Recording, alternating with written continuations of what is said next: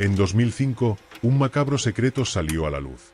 Más de 1000 cadáveres fueron profanados por un hombre que convirtió el horror en negocio. Este relato, inspirado en hechos reales, te llevará a los rincones más oscuros de su historia. Elisa solía ser una mujer común. Al menos, así se veía a sí misma. Madre de 2 hijos, ama de casa dedicada, esposa de un hombre exitoso. No le hacía falta nada, al menos eso se repetía constantemente.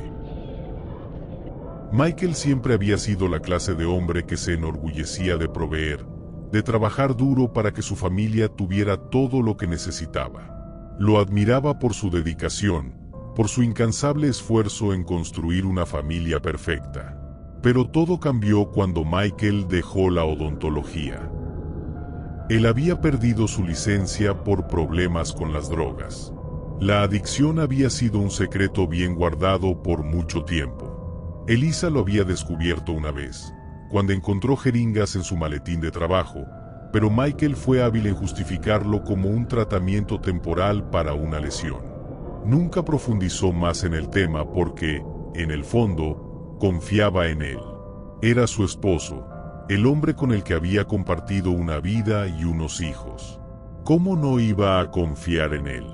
Sin embargo, cuando Michael comenzó a dedicar más y más tiempo a su nueva profesión como médico cirujano especializado en ingeniería en tejidos humanos, el ambiente en la casa cambió. La devoción que alguna vez sentía por su trabajo se convirtió en una obsesión. Al principio, Michael se mostraba emocionado por los progresos en su carrera médica. A menudo hablaba de la importancia de su labor, de cómo ayudaría a salvar vidas a través de la donación de tejidos. Era un discurso noble, y Elisa lo apoyaba.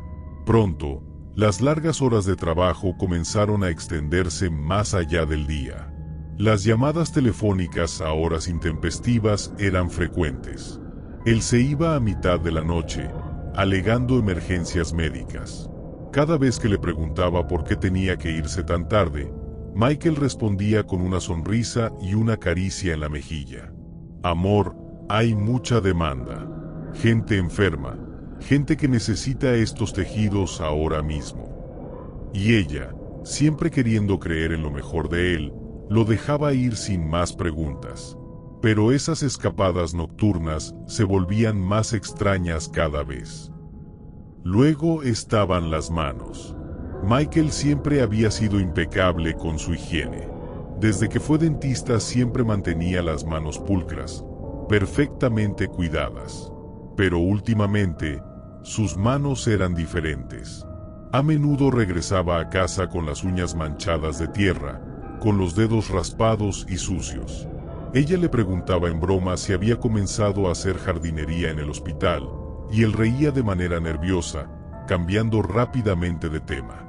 Las explicaciones eran vagas, a veces inverosímiles, pero Elisa prefería no presionar. El punto de quiebre llegó cuando Michael le dijo que necesitaba más espacio para trabajar, que quería convertir el sótano de su casa en un laboratorio privado. Es temporal, le aseguró, solo hasta que consiga un lugar más adecuado. A pesar de su incomodidad, Elisa accedió. Después de todo, era su esposo, ¿por qué no iba a confiar en él? Pero el sótano, que una vez fue un lugar de almacenamiento y juegos para los niños, se convirtió en un lugar prohibido. Michael selló la puerta con cerraduras, y nadie, ni siquiera ella, podía entrar. Aunque esto no le gustaba a Elisa, ella se decía a sí misma que debe ser porque no quería que nadie toque o contamine sus herramientas, y seguramente andaba buscando una manera de ayudar a prolongar la vida de sus pacientes. Después de todo, casi toda la ciudad le tenía aprecio por sus excelentes prácticas médicas. Las semanas pasaron y un mal olor comenzó a filtrarse por toda la casa. Primero, un hedor sutil que apenas podía identificar, como un susurro que no terminaba de llegar a sus sentidos. Pero con el tiempo, el olor se hizo inconfundible. Era el olor de la muerte. Se lo mencionó a Michael, pero él simplemente lo atribuyó a materiales biológicos con los que estaba trabajando. Es por una buena causa, le decía. Esos tejidos salvarán vidas. Pero la certeza en su voz no la tranquilizaba. Y lo que más la perturbaba era cómo él hablaba cada vez menos de salvar vidas y cada vez más sobre su trabajo, como si se hubiera vuelto un fin en sí mismo. Elisa comenzó a sentir que la casa ya no le pertenecía. Las cortinas que una vez habían dejado entrar la luz del sol ahora parecían atrapar la oscuridad del sótano. Todo en su hogar, su refugio, se había vuelto opresivo. Y cada vez que miraba a Michael, no podía evitar recordar esas manos sucias, esas uñas llenas de tierra que él nunca lograba limpiar del todo. La curiosidad la consumía, pero el miedo la paralizaba, hasta que una noche no pudo más. Michael había salido, como solía hacer a las 3 de la mañana, con la excusa de una emergencia urgente. Ella bajó las escaleras del sótano en silencio, con el corazón latiéndole tan fuerte que pensó que se desmayaría. Encontró las llaves escondidas detrás de un cuadro en su oficina, el lugar donde él guardaba todos sus secretos. Cuando abrió la puerta del laboratorio, lo primero que notó fue el frío. Era un frío antinatural, como el de una morgue. Y luego, cuando encendió la luz, lo vio. Decenas de cuerpos apilados, algunos en camillas, otros desmembrados y esparcidos por el suelo en bolsas de plástico. La sangre seca cubría las paredes, creando un mural grotesco que parecía sacado de una pesadilla. Algunos cuerpos estaban en estado avanzado de descomposición, mientras que otros parecían recién extraídos. Elisa no pudo contener el vómito. Su mundo, su vida entera, se derrumbaba ante sus ojos. Se tambaleó, sintiendo las piernas débiles, mientras el horror de la escena se clavaba en su mente. Michael no solo estaba profanando cuerpos, estaba almacenándolos allí, en su propia casa, en el sótano donde sus hijos solían jugar. Sintió que el aire la asfixiaba. Apenas pudo regresar al piso superior antes de desplomarse en el sofá, incapaz de procesar lo que había visto. A partir de esa noche, todo cambió. Ya no podía mirar a Michael a los ojos sin sentir repulsión. Quería enfrentarlo. Quería preguntarle qué estaba haciendo y por qué. Pero cada vez que abría la boca, las palabras se atoraban en su garganta. Tenía miedo de la respuesta, de lo que él podría hacerle si descubría que sabía su secreto. Michael, por su parte, ni siquiera notó a su esposa rara. Sus vidas continuaron de manera normal, aparentando ser una familia perfecta a todo el pueblo. Sin embargo, Elisa en sus adentros estaba desconcertada, creyendo que el hermoso hombre del que se había enamorado era un total psicópata. Entonces una noche sin más titubeos decidió seguirlo. Tenía que saber más. Se armó de valor y lo siguió en una de sus escapadas nocturnas. Aquella noche, lo vio hacer lo impensable. En el silencio sepulcral del cementerio, mientras la luna apenas iluminaba el paisaje, vio a Michael desenterrando un cuerpo recién sepultado.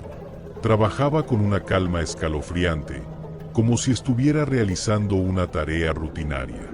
Cuando finalmente desenterró el cadáver, comenzó a desmembrarlo, para seguidamente guardarlo en bolsas de telas oscuras y llevarlo a su lugar de trabajo, su casa. Elisa estaba paralizada. No podía moverse, no podía respirar. El hombre al que llamaba esposo, con el que había compartido una vida, estaba profanando cadáveres como si fuera lo más normal del mundo. El Michael que ella conocía ya no existía. En su lugar, había un monstruo. Lo que vino después la hizo desear jamás haberse casado con aquel hombre. Fue el descubrimiento más atroz de todos. Elisa ya no era la misma, ahora desconfiaba y temía al hombre que alguna vez amó.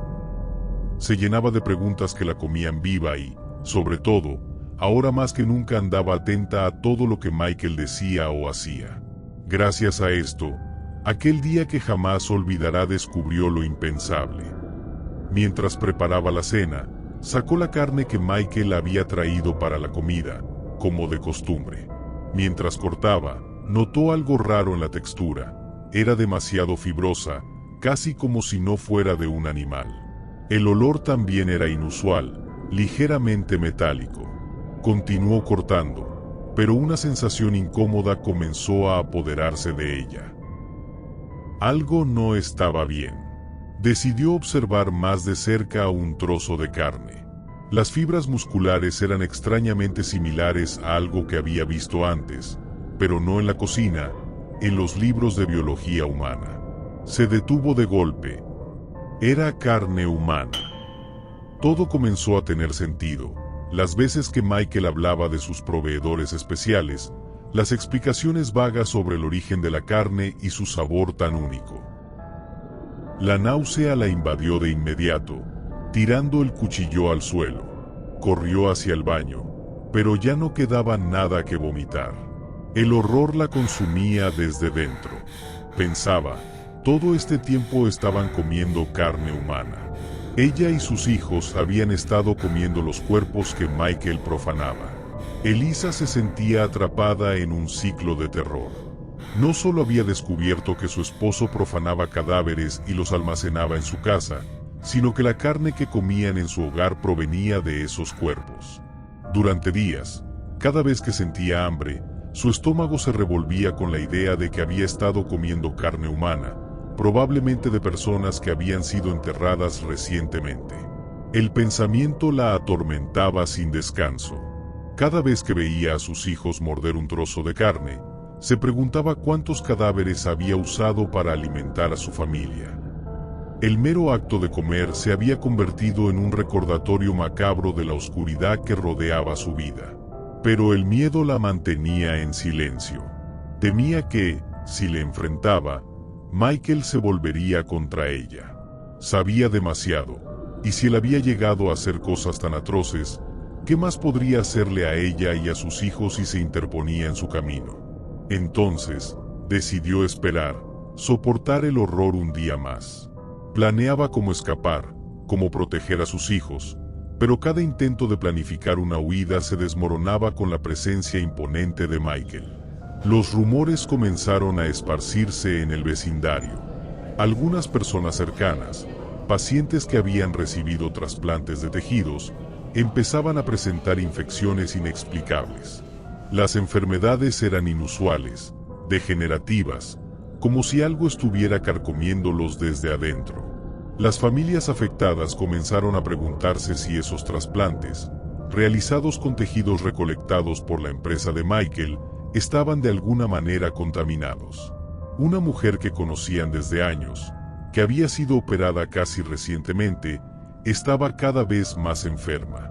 El hospital no podía entender cómo una persona sana podía desarrollar enfermedades tan graves tras una intervención relativamente sencilla, que además no aparecían como una posible enfermedad genética.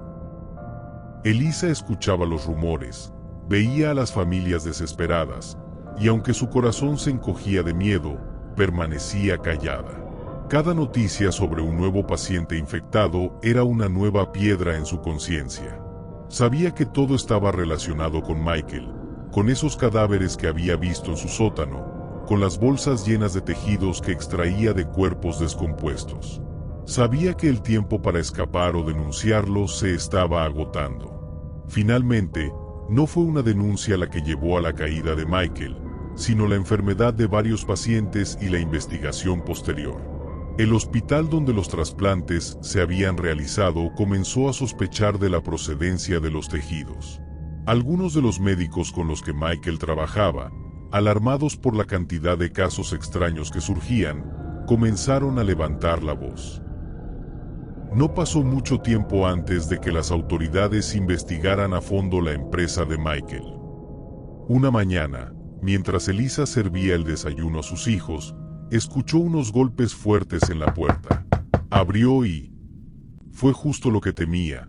Para bien o para mal, se encontró con un grupo de agentes de la policía, acompañados de médicos forenses.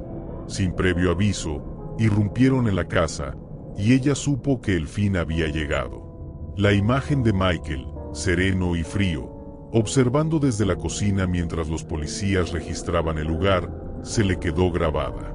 No intentó huir ni esconderse.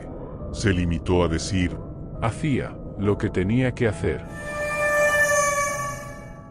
Los agentes bajaron al sótano, y no tardaron en descubrir lo que Elisa ya sabía: los cadáveres, las herramientas quirúrgicas, las bolsas de carne humana. El hedor de la muerte que ella había soportado en silencio durante tanto tiempo ahora llenaba la casa con más fuerza que nunca. El escándalo fue inmediato. Los medios se agolparon frente a su hogar, los vecinos miraban con horror, y las familias de los pacientes afectados lloraban de rabia. Fue entonces cuando todo se vino abajo. Para sorpresa de Elisa, no solo arrestaron a Michael. La policía también la acusó a ella de ser cómplice de sus crímenes. Los detectives que la interrogaron no podían entender cómo había vivido en la misma casa que un monstruo como Michael sin sospechar nada. Los cuerpos habían estado en el sótano, la carne en su mesa. No había forma de que ella no lo supiera, dijeron. Y aunque trató de explicarse, de contar su versión, de cómo había descubierto todo demasiado tarde, ya era imposible escapar del juicio público. El silencio que había mantenido durante tanto tiempo la había condenado. El juicio fue largo y doloroso. Los testigos hablaron sobre las infecciones, las enfermedades que contrajeron tras recibir los tejidos recolectados por Michael. Incluso una de las tantas víctimas alegaba que se contagió de VIH por culpa del tejido en mal estado que le trasplantaron. Las familias devastadas por la pérdida de sus seres queridos clamaban por justicia. A medida que se desvelaban los detalles de los crímenes de su esposo, Elisa no podía evitar sentirse abrumada por la culpa. Sabía que, aunque no había participado directamente, su silencio la había convertido en parte de ese infierno. A lo largo del proceso, Michael permaneció impasible, como si estuviera más allá del remordimiento o la culpa. No intentó defenderse ni justificarse. Parecía aceptar su destino con una calma escalofriante. Cuando le preguntaron por qué lo había hecho, simplemente respondió: porque pude. Elisa, en cambio, intentó defender su inocencia. Explicó que nunca había sabido nada hasta el último momento, que había sido víctima del engaño y la manipulación de Michael. Pero sus palabras cayeron en oídos sordos. La imagen pública ya estaba formada, y no había vuelta atrás. Ambos fueron condenados. Michael recibió una sentencia de cadena perpetua, mientras que Elisa, considerada cómplice por su silencio, fue sentenciada a varios años en prisión. El mundo que alguna vez conoció se había desmoronado por completo. Desde su celda, Elisa solo podía reflexionar sobre las decisiones que había tomado, las veces que había preferido no ver lo que estaba delante de sus ojos. Su vida, que alguna vez había sido tan ordinaria, se había convertido en una pesadilla macabra. Y ahora, en la soledad de su celda, solo podía preguntarse, ¿cuándo las sombras comenzaron a consumir su vida?